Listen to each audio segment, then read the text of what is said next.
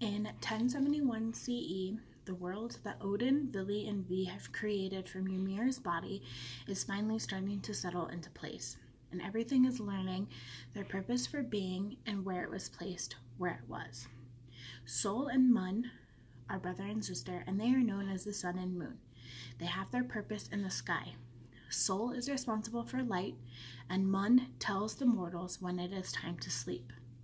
The world is filling up with children and families of mortals. Children do not like sleep. They want light and warmth. The Mun starts to feel unappreciated and feels he isn't doing anything productive and starts to steal the light from Sol. Sol notices that Mun is stealing her light, and Mum says that he just wants light too. They spoke to Odin hoping to resolve the issue, and Odin states that Mun is dark and Sol is light, and that is just the way it is meant to be. Mol declared war on Sol, causing thunderstorms, flooding, and darkness, telling Sol that if she gets the light, then he will make the world dark forever, and the rain begins. The rain starts and people get concerned. Rain and thunder and flooding. Farms started to die, the mortal children became ill, and the livestock stopped growing, and they were stuck being asleep. O, God of children, became overwhelmed with the amount of concerns that mothers and fathers were bringing to him at his home, pleading for him to do something, and he responded to each of them, he promises that he will find a way. Cass, his mortal wife, is telling him that the lands are flooding, and soon there will be nothing, and we will all perish. You are the brother of Odin. There must be something that you can do. I cannot, O replied. I was shunned to live on earth. Odin will not speak to me. He will not even look at me. Then do not speak, Cass replied. Pray. For the next 2 days and 3 nights, O pleaded and prayed for Odin to give him guidance. He ended every prayer with, there must be something I can do. Odin heard his brother's plea, but ignored him until the 3rd day. O's land had flooded, and he had given up on prayer. At this, Odin appeared at O's bedside one evening. Brother, why have you stopped praying to me? Have you given up on your land and the children that you protect? I have not given up, but you have not replied to any of my prayers. Myself as a god is useless without your approval. Odin replied, we have been speaking of your prayer, but what is it that you exactly want from us? The war in the sky must stop. Our entire village, our livestock is sleeping, and our children are sick and dying because of illness. Sol and Mun are still children, Odin replied. They do not yet understand the power that they were given, and they cannot be separated.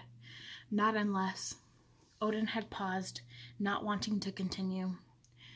We will figure out something, and we will get back to you, Odin continued. I am the god of children. There must be something I can do, O replied. At this time, Odin was very emotional, replying to O, no, there is not. Odin started to leave O's bedside, and O stopped him. Wait, I can get them to separate. I dreamed of V telling me this last night in my dream. My being has this power for each of them to be separate beings, and only meet every 1,000 years. How can I get the heavens to approve this?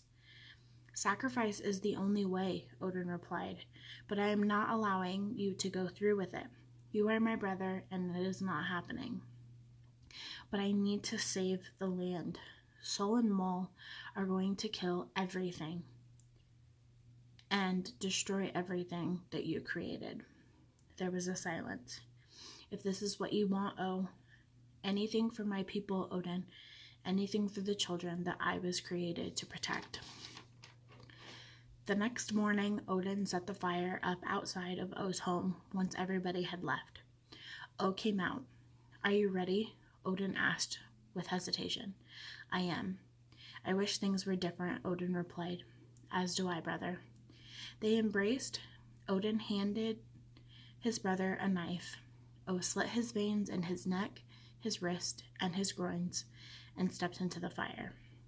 O did not say anything, but after a moment he took a deep breath, and Odin started to chant. I take O, god of children's death. I take his being, the power of his being that I hold in my hand to separate Sol and Mun.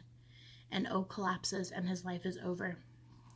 O's being comes out of his body just as Mun causes it to rain. Odin continues to chant. With this being, Sol and Mun must stop the war.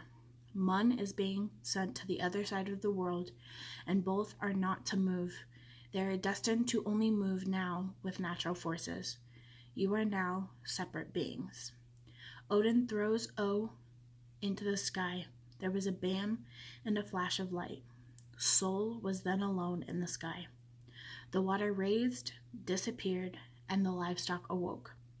Odin repeated, Mun and Sol are now separate beings. They will only see each other when I deem necessary. Mun, you are now the god of dark, and you control rest. You are alone in your own task. Thank you, Odin, Mun replied. I just did not want to share anymore. Rest, Mun. It's Sol's turn to fix what you've done.